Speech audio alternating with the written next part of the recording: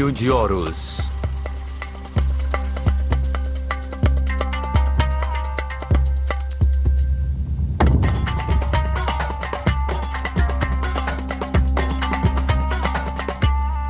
Décima parte. Philae, o princípio feminino.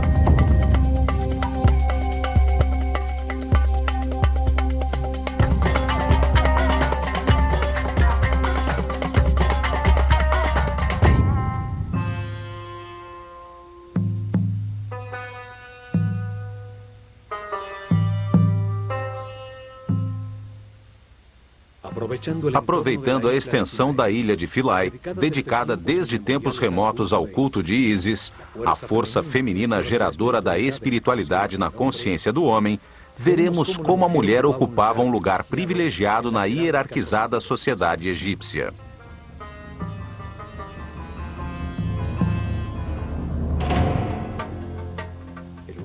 O universo egípcio estava fundamentado na dualidade, no masculino e no feminino, iguais entre si, responsáveis por gerar a ordem em meio ao caos, responsáveis por tornar o mundo cada vez mais perfeito, para depois conservá-lo eternamente.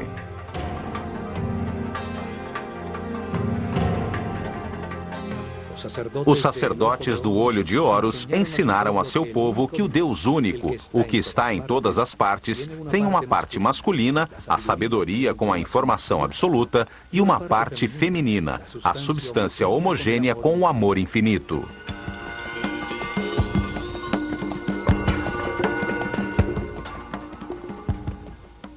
No topo do seu ordenado mundo divino, Atum, como era chamado esse Deus único, sabedoria absoluta mesmo antes da manifestação do universo, já tinha uma parte feminina, chamada Nun. Era a substância virginal, a matéria não diferenciada e homogênea, as águas ancestrais, o amor infinito. Atum e Nun, a dupla original, que se encontrava em repouso, ativa sua vontade divina, terminando o equilíbrio existente. Ao fazê-lo, transformam-se em Ptah e Sekhmet, o mesmo Deus único, porém com outras características distintas, pois sua própria vontade o pôs em movimento. Ptah, a parte masculina do Deus único, emite informação criadora, e Sekhmet, a parte feminina, a gera em sua substância de amor, manifestando-se o Fiat Lux, a energia e a substância radiante em movimento. Ptah e Sekhmet são o fogo multiplicador de tudo que foi criado. Eles geram outras duplas de divindades criadoras, as forças fundamentais, que foram chamadas Néters, extensão da causa primeira em um universo divino. A ação deste fogo radiante sobre si mesmo, sobre a substância amniótica original, gera Tefnut, a evaporação úmida, e Shu, o ar em movimento.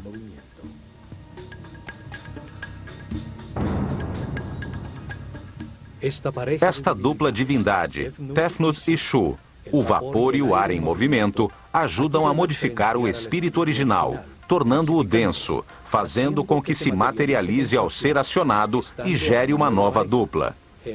Geb, a terra, e Nut, o céu.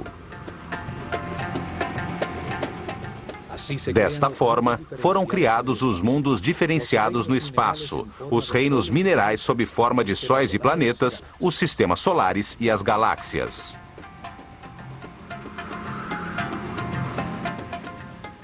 Neste mundo divino, nascem outras duas duplas, Osíris e Ísis, Set e Néftis. Estas duas duplas de forças fundamentais em oposição se encarregam do processo evolutivo de todas as formas materiais no universo para transformá-las novamente em espírito. Assim, pela ação das divindades criadoras, a matéria original se transforma. Diversas combinações matemáticas produzem diferentes estruturas vibratórias, fazendo surgir nos planetas o reino vegetal, estacionário, e o reino animal, em movimento.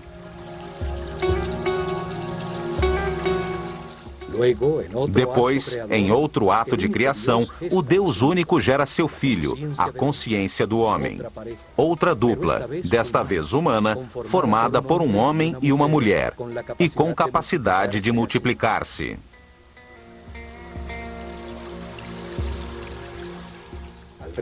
Ao fazer isto, Ptah e Sekhmet, a dupla que cria o universo, transforma-se em Amon e Mut, os princípios masculino e feminino do Deus único quando cria o homem.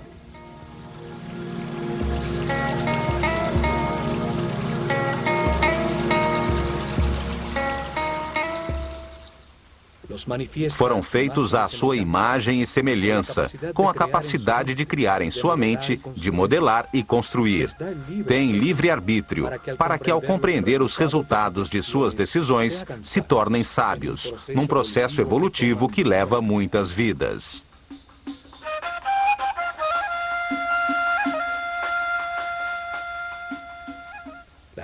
A estrutura egípcia do universo divino e humano estava fundamentada na dualidade. Por tudo isso, a mulher, com sua amorosa presença, tinha um papel muito importante na sociedade. Desde a rainha do Egito que gera o faraó, às sacerdotisas dedicadas ao culto de Ísis e Hathor, e até a mais humilde mãe do mais simples trabalhador, eram respeitadas e consideradas iguais aos homens.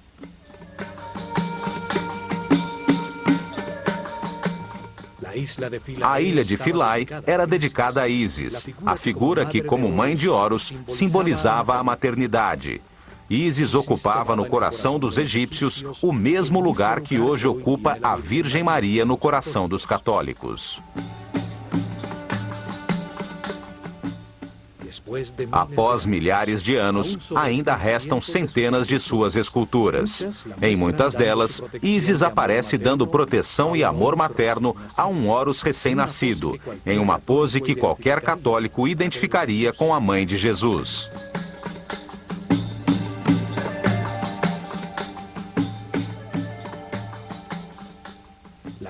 A ilha recebia as iniciadas e sacerdotisas dedicadas ao seu culto em uma sociedade igualitária. Centenas de mulheres chamadas Henmuet Neter eram responsáveis pelo treinamento musical, cantos, bailes e pelo toque do sistro durante os rituais em todos os templos do Egito.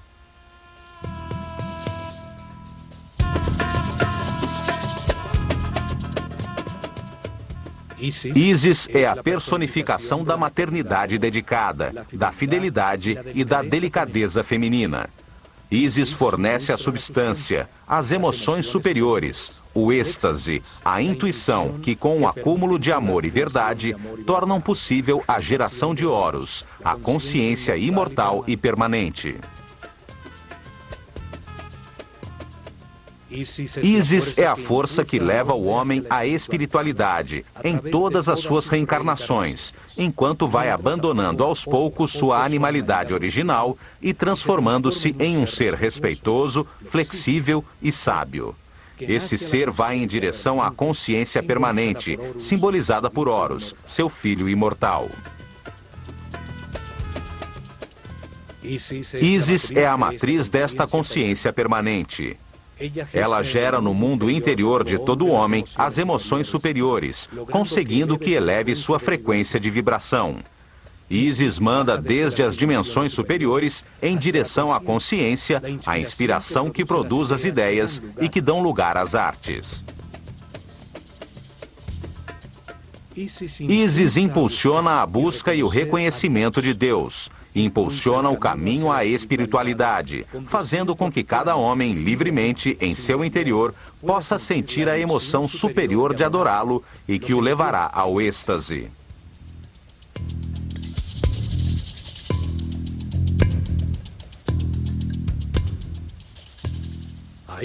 A esta força maternal do universo foi dedicada a ilha de Philae, uma ilha granítica no centro do Nilo, situada imediatamente após a primeira catarata, ao norte da Núbia, na fronteira entre o reino egípcio e o reino cuxita. Philae quer dizer ilha ou montículo sobre as águas que emergiu no tempo de Ra. Este nome sugere o uso sagrado deste lugar desde a mais remota antiguidade.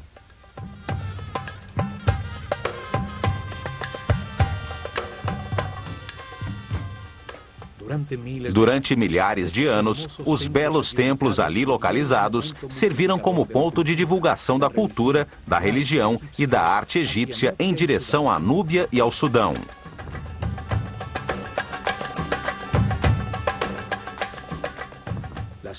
As ruínas mais antigas se encontram no canto sudeste.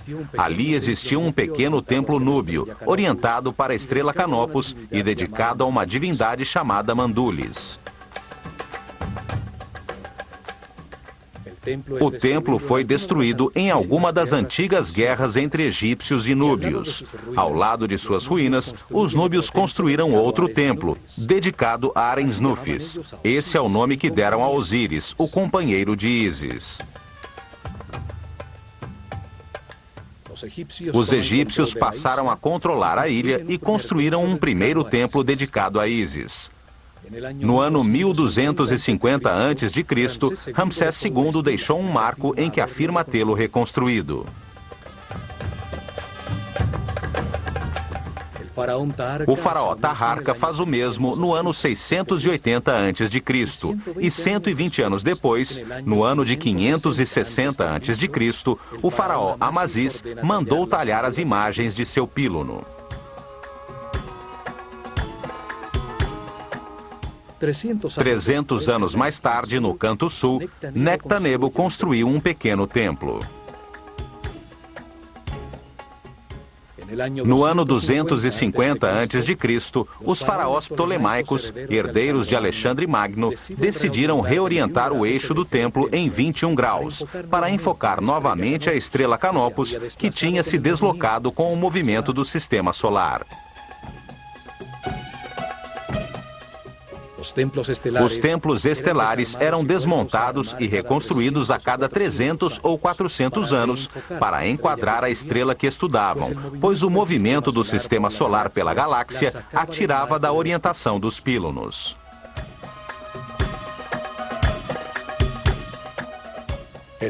O templo deveria ser inteiramente desmontado para adequar-se ao novo eixo. Mas nestes tempos finais, os ptolomeus estavam mais interessados na Grécia e Macedônia, por suas rivalidades com os outros reis helênicos com quem Alexandre Magno dividiu seu império.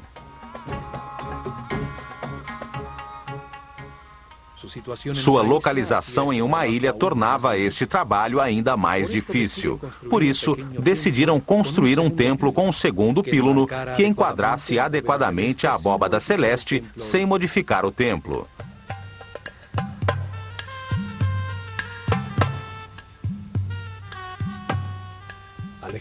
Alexandria tinha se tornado a capital do Egito e o grego seu idioma oficial. No ano 31 a.C., Cleópatra VII foi derrotada na Batalha de Actium.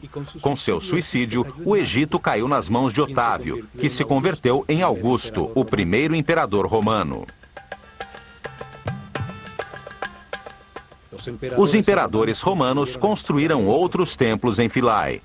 Trajano começou a construção de um pequeno templo que nunca foi terminado.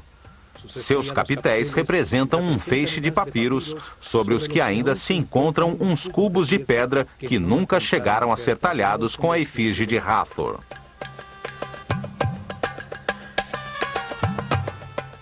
Philae foi um dos últimos lugares em todo o Egito onde permaneceram sacerdotes dedicados ao culto antigo. Ali surgiram seitas gnósticas que mais tarde, com o nome de Rosacruzes, maçons e Illuminatis, manteriam em segredo os conhecimentos egípcios. No ano de 553 d.C., a ilha, um dos últimos bastiões do chamado paganismo egípcio, foi dedicada a Santo Estevão e à Virgem Maria por um decreto do imperador Justiniano. No século XX, a ilha de Philae foi submersa pela represa de Assuan. Com fundos da Unesco, o templo e as demais construções foram desmontados, peça a peça, e reconstruídos na ilha Algíquia, a quem se deu a forma da ilha original.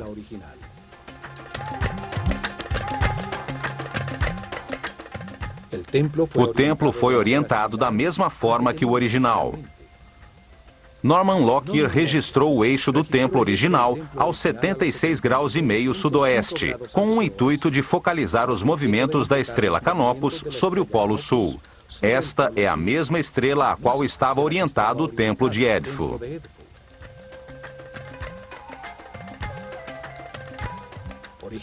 Originalmente, as duas torres do píluno enquadravam Canopus, a estrela polar do sul, aos 15 graus sobre o horizonte, durante milhares de noites. Uma nova confirmação de que todos os templos egípcios estavam orientados para uma estrela ou para o sol.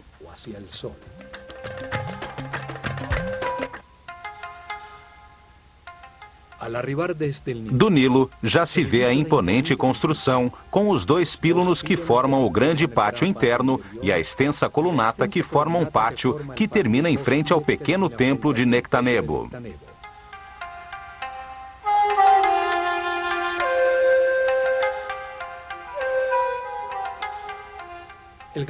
O grande pátio externo tem uma forma de trapézio pela disposição de uma colunata dupla, formada por 32 colunas construídas em um ângulo que se abre em direção ao templo, produzindo uma ilusão de maior profundidade.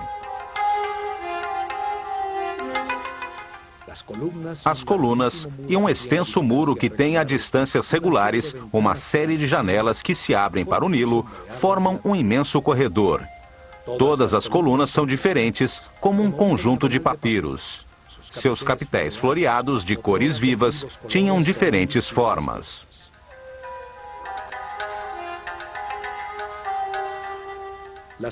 As mulheres se iniciavam como sacerdotisas nos templos dedicados ao culto das divindades femininas, como Ísis ou Hathor. Neles, educavam as responsáveis pela música e pela dança, que acompanhavam os rituais de todos os templos do Egito.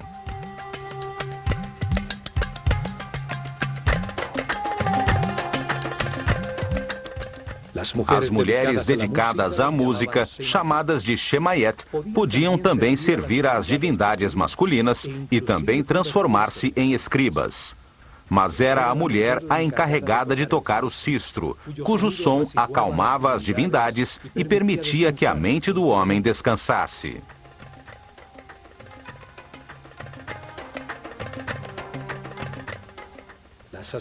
As sacerdotisas dedicadas a Hathor, divindade que representa a sexualidade feminina, o amor, a música, a dança, e cujas festividades eram de embriaguez, origem das festas dedicadas a Baco, tinham outras funções sociais. Elas traziam a fertilidade e ensinavam as artes do amor aos homens que iam casar, para que aprendessem a dar prazer à futura mulher.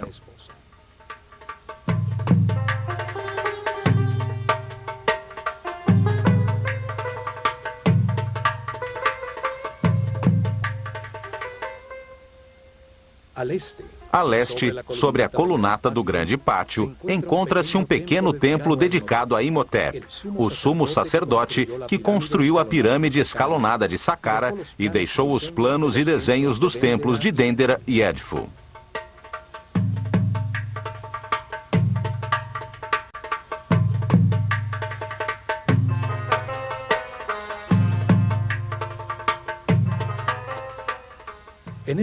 Neste primeiro píluno, assim como na maioria dos templos, está talhada a figura do faraó, neste caso, Ptolomeu XII, golpeando com sua vara de poder os chamados 9 inimigos do Egito.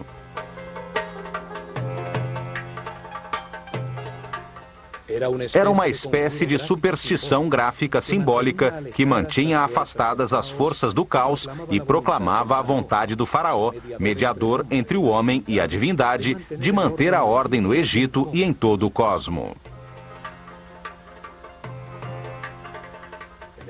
O confronto entre a ordem e o caos é uma mostra da maneira dual como os egípcios encaravam o universo.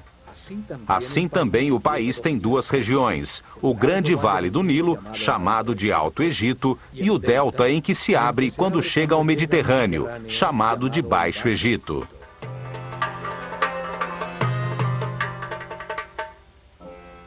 O faraó unificava essa dualidade. Usava duas coroas para indicar seu domínio sobre essas duas regiões. Assim também unia o humano com o divino, pois seu corpo era tido como o molde que continha o Ka real, um espírito responsável pelo Egito que reencarnava de faraó em faraó.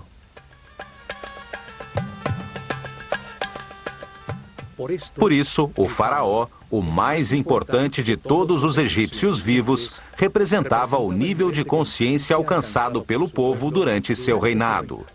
Era como um Deus menor, ao ser sempre a reencarnação do espírito designado por Deus para manter o Egito organizado.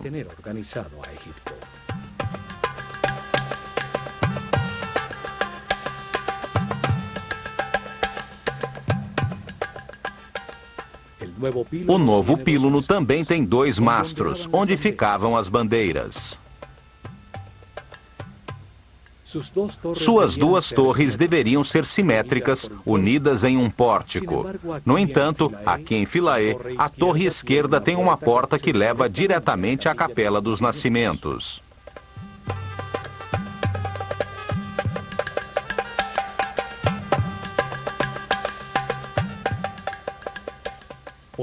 Posteriormente, no período da Iluminação Romana, um pórtico foi anexado ao primeiro píluno.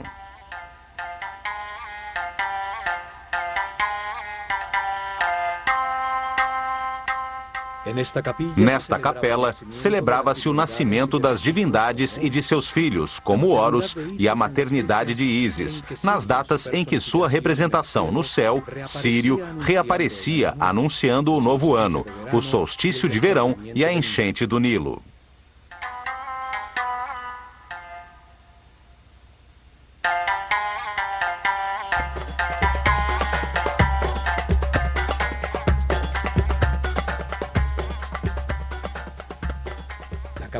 A Capela dos Nascimentos, com suas colunas atóricas, substituiu o templo principal como observatório astronômico, antes dos romanos construírem as colunatas que dão forma ao pátio trapezoidal.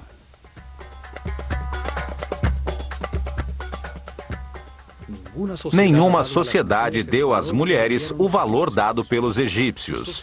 Sua sociedade era igualitária. Isto se devia à sua concepção filosófica de Deus.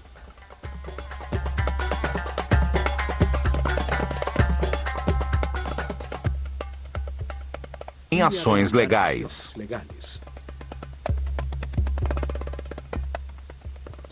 Não houve, no entanto, nenhuma mulher em função administrativa. Eram os homens os encarregados da manutenção da ordem. Era o faraó quem governava e eram homens os oficiais que administravam o império.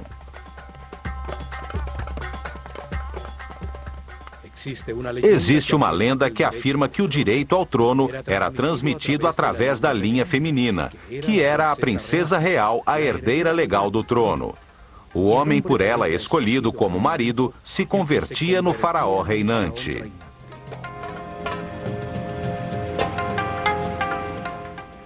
Isto obrigaria todo rei, sem importar que fosse o filho de seu predecessor, a ter que legitimar seu direito ao trono, casando-se com sua irmã ou meio-irmã.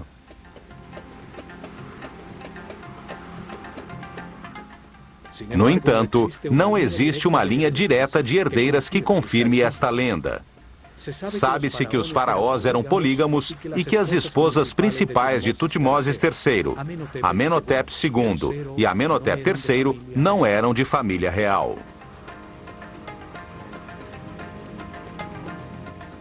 Na realidade, os faraós do Egito que se casaram com irmãs ou meio-irmãs o fizeram com o intuito de imitar as divindades que, como Ísis e Osíris, ou Sete e Néftis, eram irmãos e ao mesmo tempo cônjuges.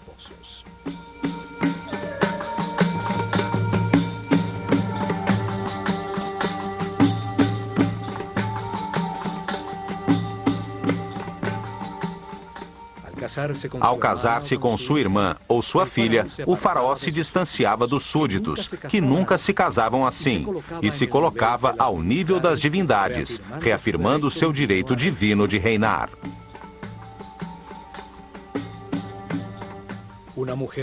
Uma mulher faraó não era uma alternativa normal no Egito. A faraó Hatshepsut chegou ao trono como regente de seu enteado Tutmoses III, filho de seu marido e meio-irmão Tutmoses II com outra mulher. Uma vez no poder, ela se vestiu como homem e assumiu o poder do faraó.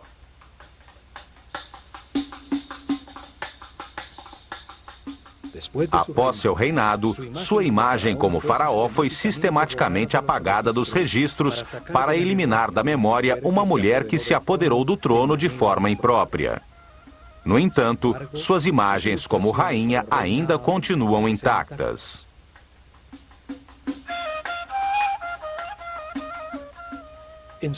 Em apenas 4 ocasiões, durante os 300 reinados, as mulheres se transformaram em faraós do Egito, por razões extraordinárias e como último recurso de suas famílias para tentar manter a ordem.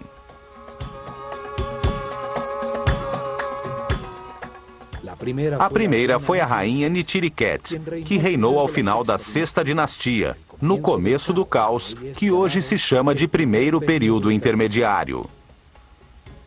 A segunda foi Nefrusobik, em situação semelhante ao final da 12ª dinastia.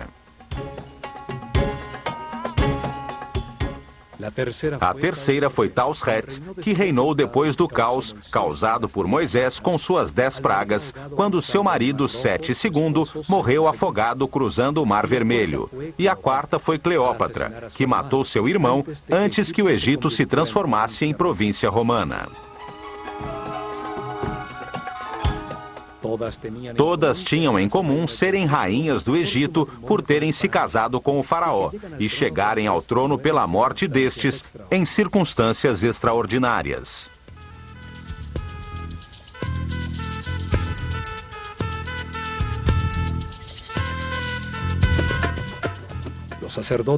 Os sacerdotes podiam se casar, mas só lhes era permitido uma mulher. Os demais homens, incluindo o faraó, podiam ter quantas quisessem, ainda que a maioria optasse por apenas uma.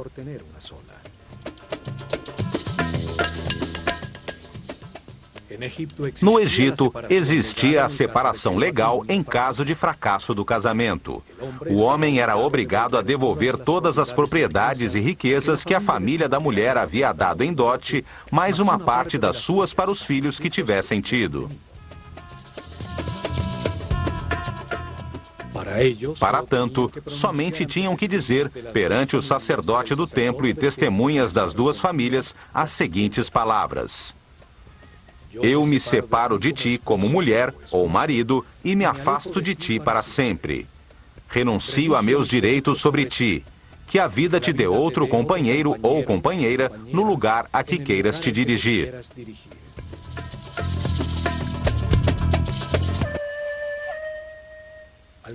Cruzando o novo píluno, chega-se ao antigo pátio das galerias, agora rodeado pela fachada original do templo, o corredor direito com suas 10 colunas e, ao lado esquerdo, a nova Capela dos Nascimentos.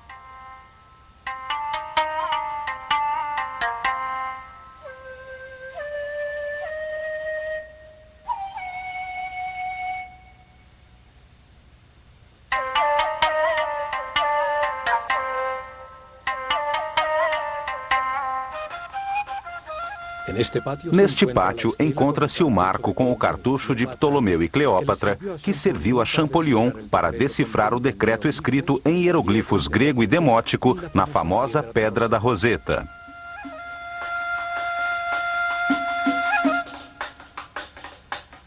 O decreto obrigava a render-se culto à pessoa do faraó. Como isto é interessante para entender os templos dos Ptolomeus, quando este templo foi restaurado, vamos dar um resumo a seguir.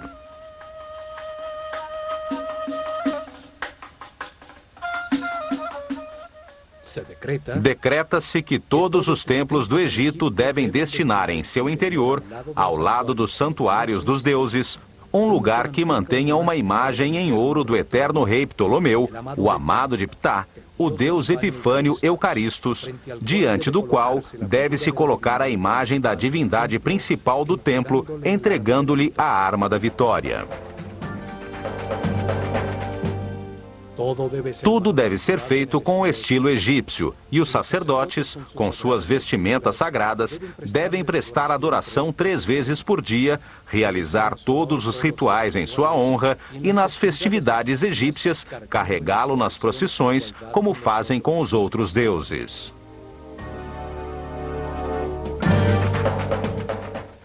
Para os sacerdotes egípcios, o homem é um animal, até poder controlar conscientemente as condutas automáticas geradas pelo instinto. As reações automáticas do instinto permitem aos animais e aos homens ignorantes procriar, manter e defender a vida.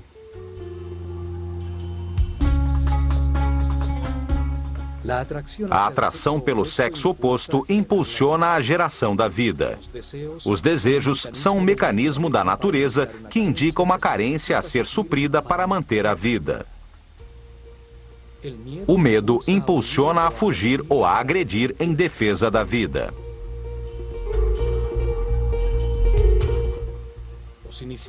Os iniciados aprendiam que os instintos são uma limitação para a realização espiritual superior. A escola de mistérios tinha templos especializados em gerar consciência e dar o treinamento necessário para a conscientização sobre tais condutas.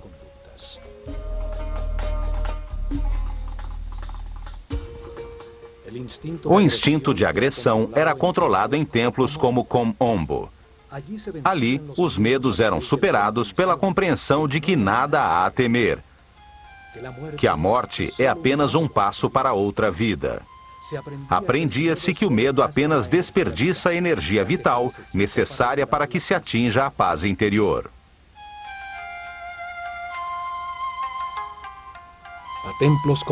A templos como o de Philae, dedicados a divindades femininas, iam os iniciados nos primeiros níveis, para serem guiados pelas sacerdotisas do templo, de forma a tomar consciência dos desejos gerados por seu instinto de atração.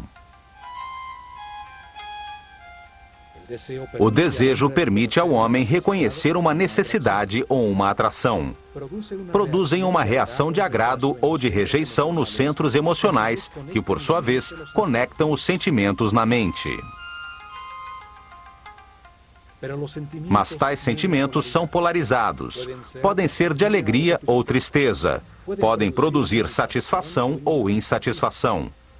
Por isso é tão importante compreender como são formados para podermos então controlar os de características negativas. Os sentimentos negativos geram apatia, esgotam a energia vital e escravizam o homem às baixas frequências de vibração. Os egípcios acreditavam que o caminho evolutivo começa com o controle dos centros inferiores, quando essas condutas automáticas se tornam conscientes. A forma egípcia para transcender as emoções, a lascívia e os desejos sexuais era reconhecê-los e experimentá-los. Uma pessoa inexperiente e ingênua se descontrola facilmente, é vulnerável a situações que desconhece e pode facilmente cair em depressão. Por isso, a primeira parte do treinamento dos sacerdotes, homens ou mulheres, os levava a reconhecer seus desejos.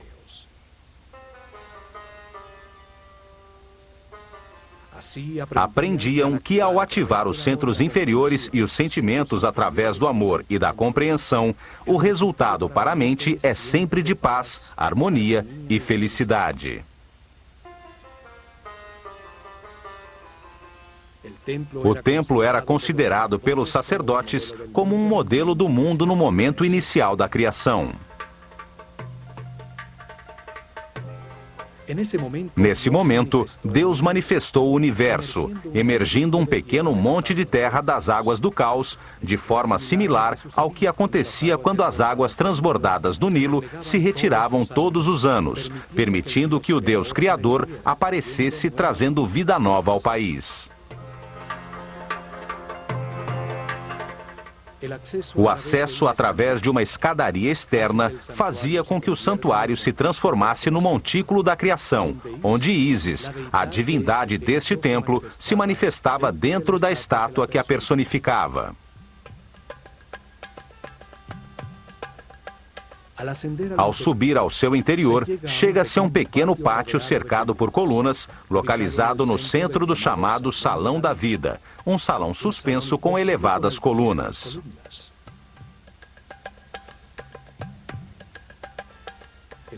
Este salão suspenso em frente aos espaços interiores do templo representa o pântano no montículo original da criação, onde crescem as plantas e papiros simbolizados pelas colunas do templo.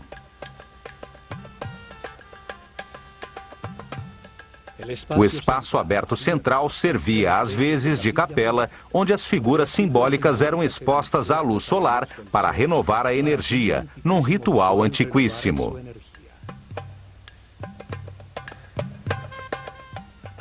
Aqui era homenageada a bondade do Sol por criar e sustentar o mundo, para renovar de energia as forças criadoras, as que impulsionam o processo evolutivo na consciência do homem, que devolverá a matéria a Deus.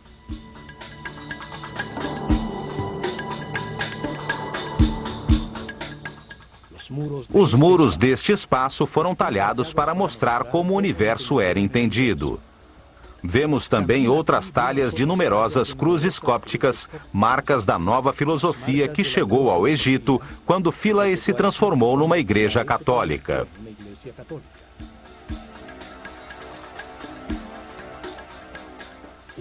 Uma nova forma de ver o mundo, que não apenas tirou o sentido da visão tradicional egípcia, mas que também a considerou aberrante e primitiva.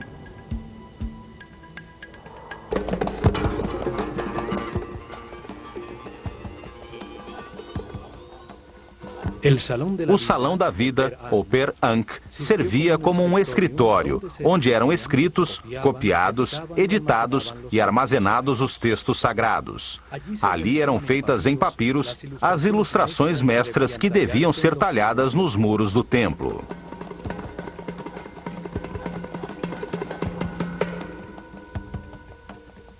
Nos salões da vida de todos os templos egípcios, também eram feitos os papiros com as cópias dos livros dos mortos, utilizadas em seus ritos funerários.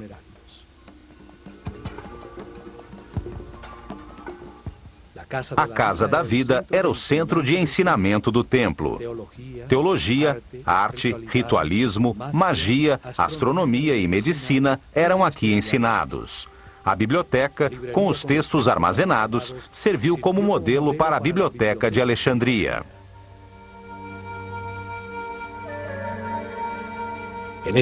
Neste salão, as sacerdotisas tocavam harpa. Eram entoados os cânticos e feitas as músicas que acompanhavam todos os ritos religiosos. Os egípcios acreditavam que a música tinha uma origem divina. Os muros dos templos nos mostram que eles usavam muitos instrumentos de percussão, tambores, flautas e os sistros, que eram fundamentais nos ritos funerários e nas procissões.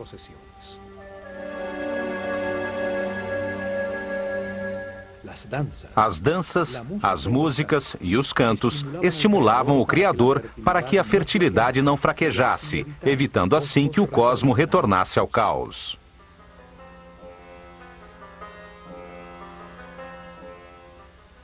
As sacerdotisas também cuidavam dos doentes que chegavam ao sanatório do templo em busca de ajuda e do conhecimento dos sacerdotes.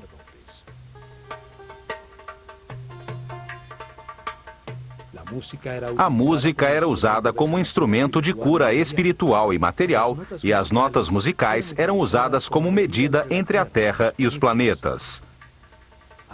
Ao dançar, adorava-se a Deus, à força do amor, à felicidade, ao baile e à música.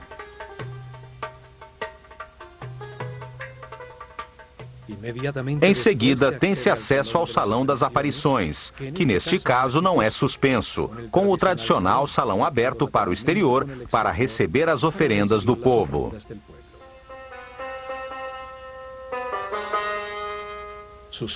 Seus muros contêm cenas que, como em todos os templos do Egito, não têm nenhum fundo. A interação do faraó com as divindades acontece fora do tempo e do espaço.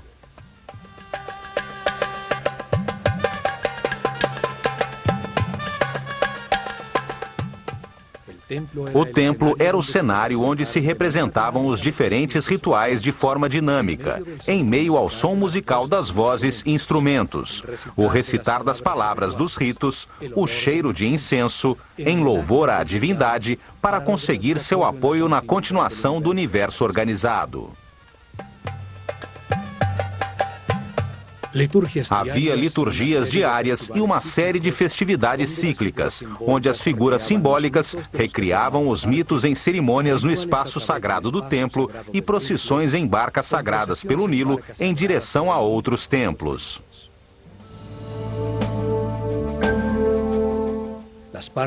As diversas partes que formavam o templo eram, acima de tudo, funcionais e demonstravam a forma como os sacerdotes egípcios entendiam o universo. Ali, o rito lhes dava o poder, legitimando a ordem social de sua civilização. O rito gerava e organizava essa ordem social.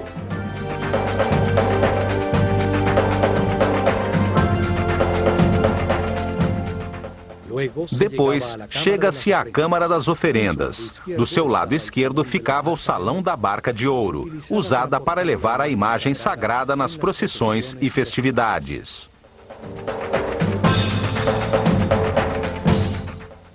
Saía da antecâmara uma comprida escada reta que levava ao terraço do templo, onde se realizavam as cerimônias e os registros do céu, assim como nos outros templos do Egito.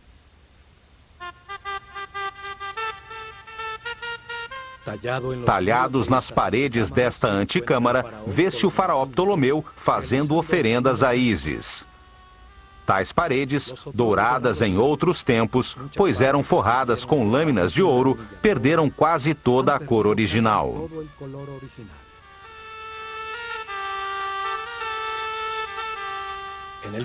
No ponto central do templo estava o Santuário de Ísis, que continha em seu interior um altar de granito com a imagem de ouro da divindade. Era a estátua do culto, que era levada na barca de ouro durante as procissões e rituais.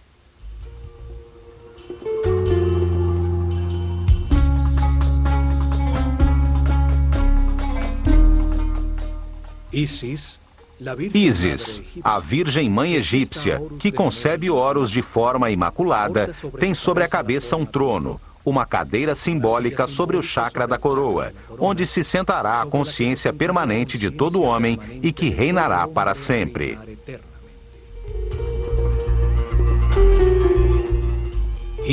Ísis é a tradução grega do nome egípcio Aset, que significa trono da consciência.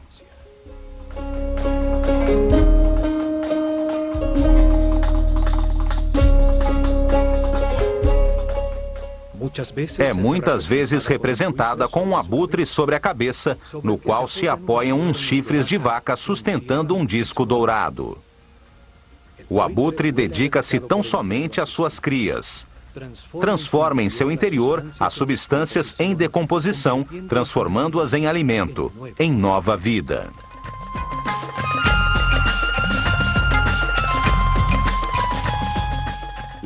A vaca, que transforma a vegetação em alimento para o homem, era para os egípcios o símbolo do princípio nutritivo. Seus chifres têm a forma da lua crescente, mãe dos ciclos, que sustenta o disco solar, fonte da vida e luz da consciência.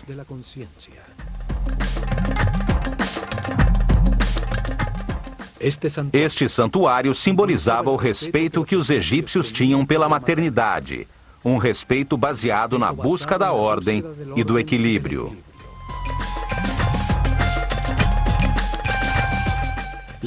Legitimava sua visão do mundo. Este era o coração do espaço dos rituais, a casa da divindade onde o faraó ou os mais altos sacerdotes interagiam com a divindade, representando todos os homens.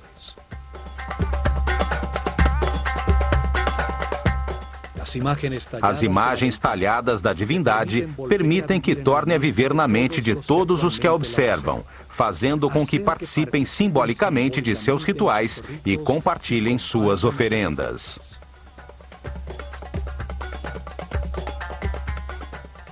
Esta é a herança que os antigos egípcios deixaram à consciência de toda a humanidade. A visão de um universo dual, um lugar onde se experimenta os contrastes polares para que se entenda a neutralidade.